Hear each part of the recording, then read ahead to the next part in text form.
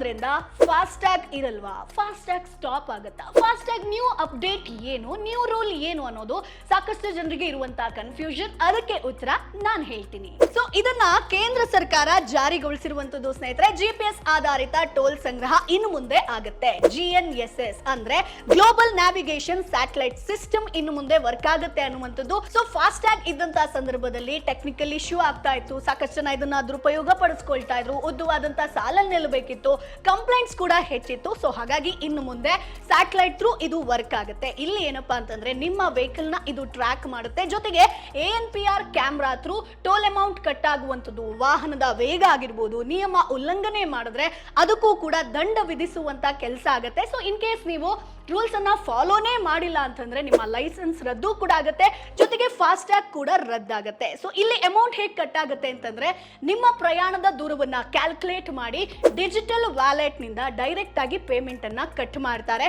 So ನಿಮ್ಮ number through ಯಾವ್ದು bank link ಆಗಿದೆಯೋ ಅಲ್ಲಿಂದ ಡೈರೆಕ್ಟ್ ಪೇಮೆಂಟ್ ಕಟ್ ಆಗುವಂಥದ್ದು, ಜೊತೆಗೆ ಪ್ರೀಪೇಡ್ ಹಾಗೆ ಪೋಸ್ಟ್ ಪೇಡ್ ಅನ್ನುವಂತ ಆಪ್ಷನ್ ಇನ್ನು ಮುಂದೆ ಇಡಲಾಗುತ್ತೆ. ಸೊ ಇಲ್ಲಿ ಏನಪ್ಪಾ ಅಂತಂದ್ರೆ ವಾಹನದಲ್ಲಿ ಆನ್ ಬೋರ್ಡ್ ಯೂನಿಟ್ ಅನ್ನ ಅಳವಡಿಕೆ ಮಾಡ್ತಾರೆ. ಸೊ ಇಲ್ಲಿ ನಿಮ್ಮ ಎಂಟ್ರಿ ಆಗಿರ್ಬೋದು, ಎಕ್ಸಿಟ್ ಜೊತೆಗೆ ನಿಮ್ಮ ಅಮೌಂಟ್ ಕ್ಯಾಲ್ಕುಲೇಟ್ ಆಗುತ್ತೆ. ಅಷ್ಟೇ ಅಲ್ಲ, GNSS ಟೋಲ್ ವ್ಯವಸ್ಥೆ ಅಂಡರ್ ಅಲ್ಲಿ ನಿಮಗೆ ಪ್ರತಿದಿನ ಟೋಲ್ ರಸ್ತೆಯಲ್ಲಿ 20 ಕಿಲೋಮೀಟರ್ ತನಕ ಫ್ರೀ ಆಗಿ ಹೋಗಬಹುದು ಸ್ನೇಹಿತರೆ. ಅಷ್ಟೇ ಅಲ್ಲ, 20 ಕಿಲೋಮೀಟರ್ ಆದ್ಮೇಲೆ ನಿಮ್ಮ ಒಂದು ಶುಲ್ಕ ಕಟ್ ಆಗ್ತಾ ಬರುತ್ತೆ. ಇದು ನ್ಯಾಷನಲ್ ಹೈವೇ ಆಗಿರ್ಬೋದು, ಎಕ್ಸ್ಪ್ರೆಸ್ ಹೈವೇ ಅಲ್ಲಿ ಮಾತ್ರ ಈ ಒಂದು ಸೌಲಭ್ಯ ಇರುವಂತದ್ದು. ಸೊ ಮೇ 1ರಿಂದ ಫಾಸ್ಟ್ಯಾಗ್ ಸ್ಟಾಪ್ ಆಗಲ್ಲ, ಅದು ಹಾಗೇ ವರ್ಕ್ ಆಗುತ್ತೆ. ಸೊ ಇದು ಕೆಲವೊಂದು ಕಡೆಗಳಲ್ಲಿ, ಕೆಲವೊಂದು ಟೋಲ್ಗಳಲ್ಲಿ ಎಕ್ಸ್ಪೆರಿಮೆಂಟ್ ಮಾಡಬೇಕು ಅನ್ನುವಂತ ನಿಟ್ಟಿನಲ್ಲಿ ಇದು ಹೇಗೆ ವರ್ಕ್ ಆಗುತ್ತೆ ಅಂತ ನೋಡೋದಕ್ಕೆ ಈ ಒಂದು ವ್ಯವಸ್ಥೆಯನ್ನ ಜಾರಿಗೆ ತರ್ತಾರೆ. ಸೊ ಇದರಲ್ಲಿ ಯಾವುದೇ ಒಂದು ಸಮಸ್ಯೆ ಇಲ್ಲ. Boss Vala, B the boss.